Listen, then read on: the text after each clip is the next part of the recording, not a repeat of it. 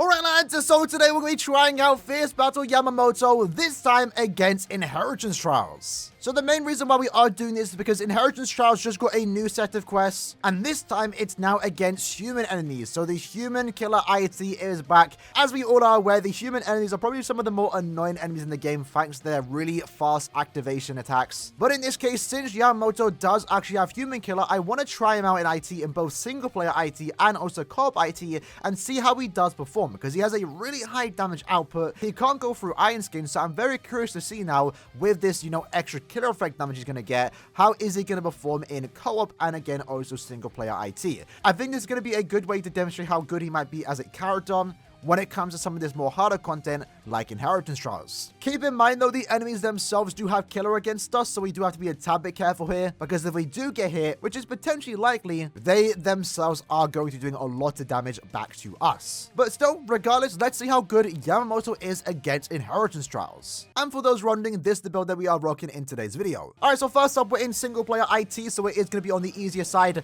This stage itself is actually not too bad because it's very linear, as you can see here. So we do have to be careful in regards to getting too close to the enemies, because again, they can, really do a lot of damage to us. But in this case, we're essentially one-shotting right now, and that's great, because keep in mind, this character does not have Pierce Iron Skin. So because of that, we are obviously doing 80% less damage at all times. But at the same time, every time we don't inflict a status element, or we do damage to an enemy that isn't inflicted by a status element, we'll then do 100% more damage. So in this case, in the quick run that we just did do in single player IT, we're essentially one-shotting every enemy. That is crazy. Even with that 80% damage reduction, we're still being able to one-shot these enemies. I still love that Empos. This Yamamoto is an absolute beast. 55-second play time. We weren't even trying to go for a fast one. I really like the map layout because it's very linear, which can be a problem in the case where you get too close to the enemies. But in this case, it allows our strong attacks to be really good to clear multiple waves. So let's try that one or two more times and see if we can clear time a bit faster, because we weren't really trying to go for the fastest clear time there.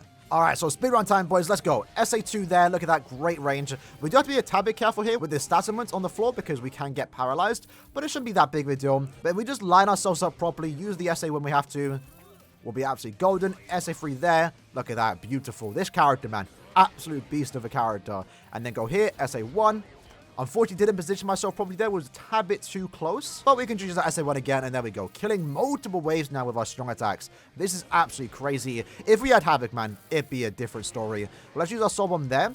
Maybe we're going to use our Soul Bomb in the next stage. But we can go for like a sub 30 potentially, right? SA1 there. Yeah, just one-shotting. We're just one-shotting. This is crazy. It's like we have Pierce Iron Skin. This character, man. So how fast was the clear time there? 39 seconds. Really, really good, actually. Let's try and do one more run because we're doing this so quick and see if we can now get a sub 30. So we'll definitely use our Soul in the right position, and that should allow us to clear pretty fast. Alright, so attempt number 3. Let's see how this one does go. So I kind of messed up my position there, but it's fine. SA3 there. Let's just speed run that. Lucky for us, our attacks do come out relatively quick. Oh, was able to dodge that enemy. That's really good. The long shot on this character is great. SA2 there. Back up a bit. SA1. There we go. Perfect. And we killed that wave too. Absolutely lovely. SA1 there. Then it's use SA3. Look at that. Oh my god. Yamamoto, relax. Alright, and then we just use SA1 and he's dead. There we go. Even without the Havoc, man, this character does need it. He does need it. He'd be better if he had it, but I'm about to say he doesn't need it, but wow. I mean, in that case, he didn't need it, right? We went through that very, very quick. Is that a sub 30? Sub 30. Yes, sir. 26 seconds, man. We haven't even been able to get hit. And even in a situation where we got very close to that one enemy that has like the really, really fast activation time, with the long stride, we were able to get in and out of it very, very quick. Where, again, we didn't get hit. Very impressed for a mid-month character. But that was only in single-player IT. Single-player IT isn't the hardest. Not to downplay his performance here. He definitely performs very good here. But let's see how he does this content when it's in co-op. Ultra IT, where the enemy's like level 200, and there's also bosses. Alright, so here we go. Let's see how he does perform in co-op Ultra IT. And thus far, I mean, he's doing still, again, some respectable damage here. Able to almost one-shot any wave he goes against with his strong attacks. Let's let these enemies get a tad bit closer to us and then use our SA1 there. There we go. SA2 there. Absolutely lovely. So the first stage cleared thus far, very easily done. We, again, do have to be a tad bit careful here because the enemies themselves do have killer against us. They have attribute advantage too, so we don't want to be getting too close to the enemies because if we do, we are pretty much guaranteed to get one-shotted ourselves. But SA3 is going to be really good against these enemies. All of our attacks in this case are actually really good. In this case, though, this stage is going to be the boss stage, so we have to be a tad bit careful because I believe the bosses are Aaroniero and also Aaroniero, and they're ranged characters, so they themselves can do a lot of damage to us, and they can catch us off guard with their, again, attacks. So let's go here. SA3. Did the bosses spawn in? I have no idea. We're going to just use our SA1 from afar because that should be good enough. We defeated someone. Yes, they're alive. Nat string goes off. The Aaroniero. Oh!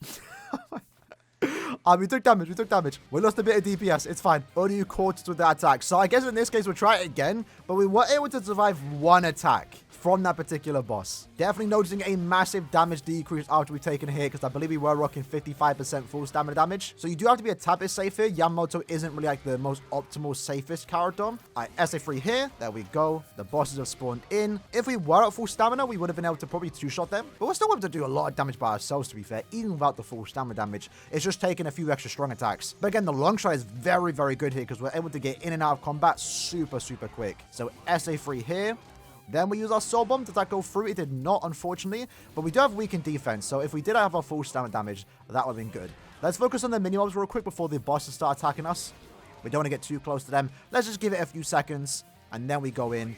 SA3 there. SA1 there. SA2 was able to actually get away from Ginger's attack from using our strong attack. And then SA1. And that should... Oh, no, never mind. We missed. Okay, SA3 there. There we go. So not too bad.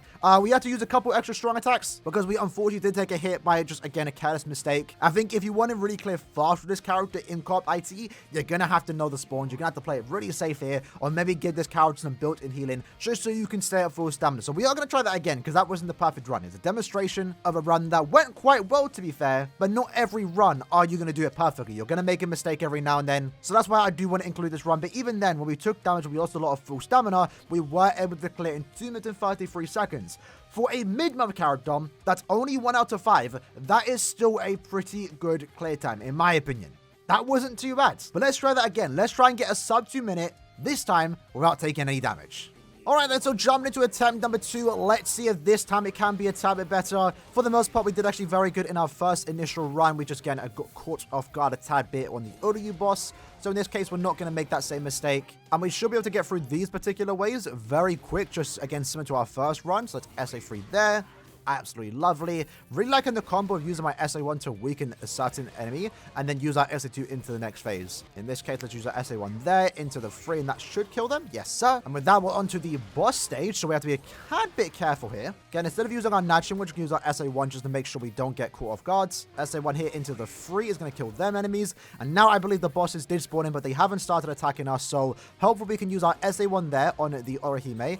And then hopefully kill her. There we can. So the hope is to actually start attacking them from afar when they're off screen so they don't get opportunity to use their strong attacks. In that case, Aaroniero didn't actually get a chance to use her boost or her barrier more so that allowed us to clear a tad bit faster here, right? Good position of the SA1 though. Let's go here and then use our SA3 when the enemy gets too close.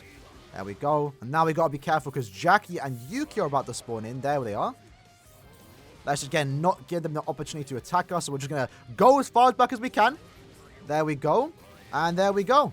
Nice and easy. Now we're on to the final stage at full stamina. Wasn't that hard. Again, we just got to play it safe. The long shot is definitely helping us here. Go in, use our SA3. There we go. In fact, we can actually just use our soul bomb now.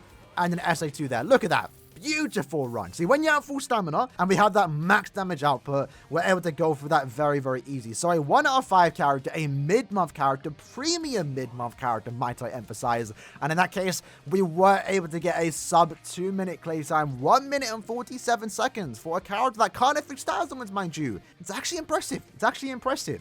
If he had any more type of potential healing, way to stay at full stamina, maybe some immunities, maybe even Pierce Iron Skin, this definitely would have been a very, very, very high valued premium character. And that's something I did mention in the initial showcase. He's a great character, but where exactly are you going to use him? And I guess in this case, if you really want to use his YAMAMOTO, if you are a YAMAMOTO fan, you can get a good usage out of him in this particular IT when he does have killer. It is going to be rare, but the time will eventually come. And you can see here, by himself, no extra support, we were able to beat this IT in just under 2 minutes. That is impressive, but let's see if we can do that run one more time. Because maybe that last run was a fluke. Maybe we're just always destined to take some type of damage, but again, I'm pretty confident with my abilities in this particular playthrough that we shouldn't be able to take any damage unless we do mess up against a certain boss stage. But remember, when you are playing with this character, normally you are going to be with other teammates that are going to provide some extra crowd control, extra bit of damage. So we're kind of making it hard on ourselves by trying to do a 1 out of 5, one-person clear through. But even then, we're not even struggling that much, right? Even against, human enemies that have, again,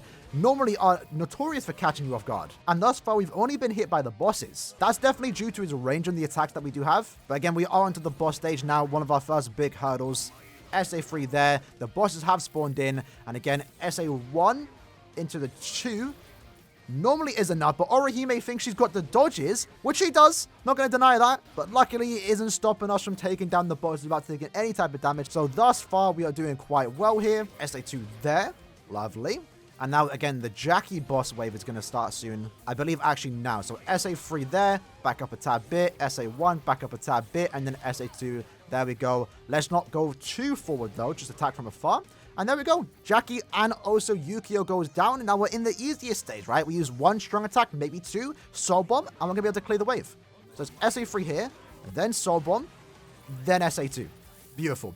Very, very smooth final run. As long as we're able to stay at full stamina, that final room becomes the ease in the entire game. I'd say the hardest stage in this entire thing is definitely the Orihime stage because it is quite linear. You can get caught off guard by range attacks. And also the fact that Orihime has the potential chance to activate a barrier. Yukio and Jackie aren't too hard. You have a lot of space to move around with, especially with the long stride. But in this case, we actually cleared faster, a 1 minute and 43 second clear time. Not too bad. Actually quite good.